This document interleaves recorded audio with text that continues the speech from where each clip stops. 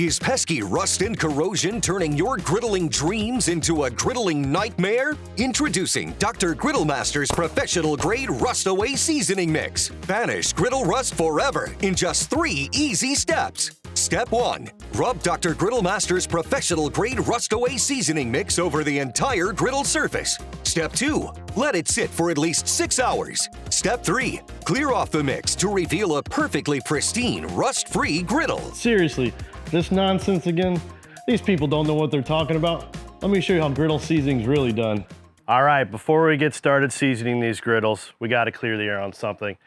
If you didn't watch our first video, we discussed the differences in carbon steel, cast iron griddles compared to that of the stainless steel varieties. If you haven't watched the video, follow the link in the description below, give it a view. In the meantime, let's give you a refresher on what we have here. Cast iron carbon steel, more commonly found in your Blackstones, Evos, Camp Chefs. It's gonna be the more affordable option. However, it is gonna be more prone to rusting, so it does require a little bit more care and maintenance. On the other side of things, you have the stainless steel variety. This is more commonly found in built-in outdoor kitchens, models such as Coyote, Lynx, Blaze. Typically a more expensive product, but general care and maintenance is significantly easier. The difference in these materials is gonna impact how you season each one of them. To get things started, we're gonna go over to the Blackstone and work on this cast iron top. Couple things, it's not required to do after every cook, but if you use acidic foods like tomatoes, or if you do pork with some barbecue sauce, or if you just have the feeling that it's just not right, things are sticking when they should be sliding, it's probably time for a re-seasoning. A couple things that we're gonna use to help get the job done. We got some oil. We always use avocado oil. We got some paper towels. That's just gonna help us apply the oil evenly throughout the surface. We got our tongs. And of course, we got our high heat gloves to make sure we're doing it safely. Let's get to it. You wanna make sure you're starting with a clean griddle, and then we just follow the steps. Step 1, get our oil. We're gonna apply it basically over the entire griddle surface. Follow that up with your paper towel. You wanna make sure to get in every nook and cranny on this thing. That is to prevent rust. Any exposed area will be more prone to rusting, so you just wanna make sure you got it covered. And then we're gonna turn these things up to medium high heat. Our oil smokes at about a 450 temp, so that's what we're looking for. Once we see that smoke, we're gonna finish it up.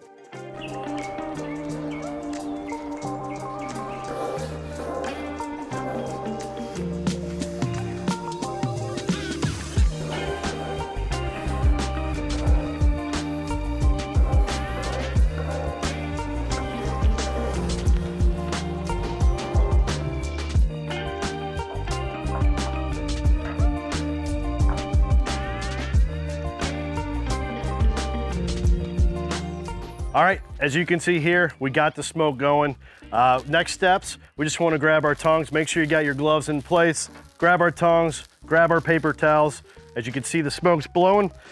A couple things to look out for. You notice we have a couple pooling areas here. That's why we're gonna follow up with the tongs and paper towels. We just wanna make sure the oil is even throughout.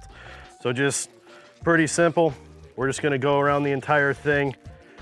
Just very similar to what we did on the first steps.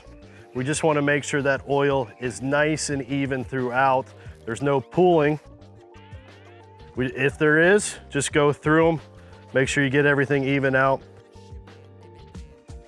It's gonna continue to smoke. That's just fine. As soon as the smoke starts to dissipate, that's when you know the job is done. So just make sure you got the oil nice and even, and you're well on your way to a seasoned griddle. All right. That's basically re-seasoning your griddle. Nothing too complicated, right? Doesn't take too much time. You just gotta be patient while you get to the smoking temp. If you are starting brand new, you have a fresh griddle right out of the box, a couple steps you wanna follow first. First things first, you just wanna take some dish soap and some water and a sponge, clean off the initial chemicals that are on that, and then guess what? You're just gonna follow these exact same steps.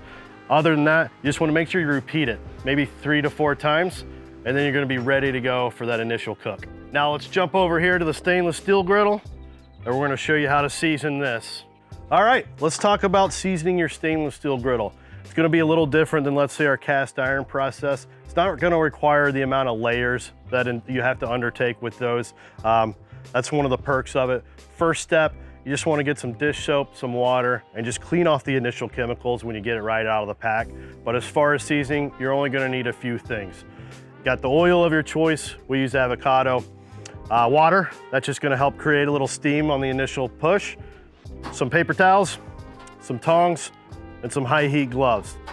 First step, let's get it up to medium heat to get the surface ready. All right, we're preheated. The griddle's nice and hot. Just for a quick test, you can see we squirt some water on it. We get that immediately, like boiling sensation. We know the griddle's ready to go. Next step, grab your oil. You just wanna do like a little light coat, just so you can cover the surface. Grab your tongs, paper towels.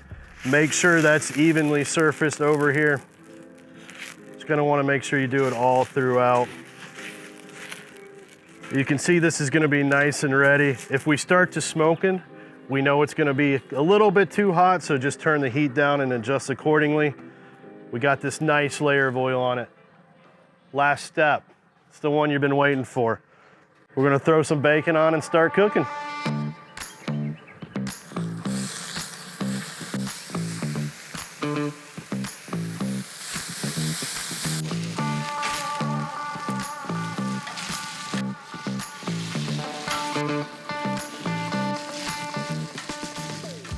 All right, class, I hope you learned a thing or two about seasoning today. Unlike what a crazy commercial might tell you, there's a difference between seasoning and seasoning. There's nothing more disgusting than a piece of unseasoned chicken, but nothing more frustrating than a sticky, unseasoned griddle. Anyways, if you liked our videos, be sure to give us a like, subscribe to our channel, be on the lookout for more outdoor kitchen content, and until then, we'll see you around.